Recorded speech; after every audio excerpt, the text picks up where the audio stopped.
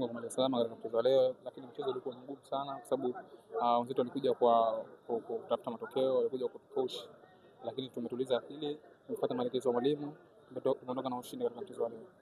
Katika timu ambayo iko trophy ziko, unafika sana mwalimu, kama mchezaji unajisikia kama kwa na mchezo wa mpira ni kujiandaa.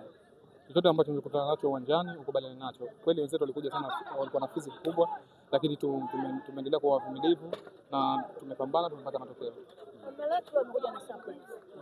Mechi ya kwanza walikuwa na kasi sana nyuma.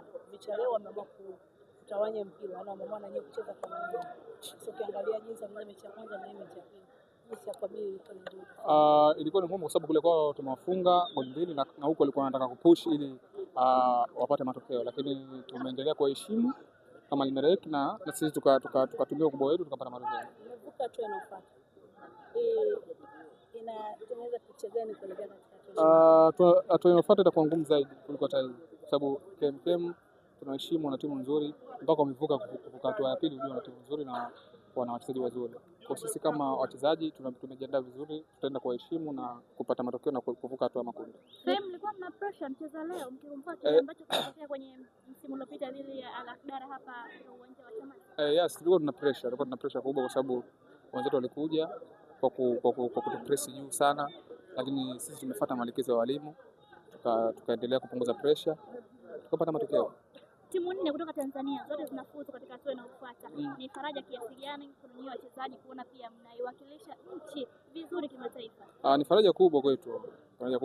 Kwa tunashukuru sana makocha wetu na pia na viongozi wetu wanaendelea kutusupport ili tufanye vizuri katika hatua hii ya mashindano ya kimataifa. Mashabiki wenu wanategemea nini kwenye mashindano haya, kama mtafika kwenye stage hii mtafika sehemu gani, kwa sababu kuna robo finali mpaka finali kwenye mechi hii? Mashabiki zetu sisi cha kuambia endelea kutusupport, sisi kama wachezaji wao tutaendelea kupambana kadri ya uwezo wetu ili timu kuifikisha makundi kwa mara ya kwanza. Hatua inayofuata mnaenda Zanzibar dhidi ya KMKM. Sehemu ambayo imekulea kutengeneza fursa. Kuna neno gani kwa katika hatua inayofuata dhidi ya KMKM? Mimi sina neno kubwa zaidi ya kuambia wapenzi wa Azam ambao wako Zanzibar waendelee waje kwa wingi uwanjani, waje kutusupport, tutapambana kupata matokeo katika mchezo huu. Tegemea kuona hatua ya makundi inshallah kwa Mwenyezi Mungu.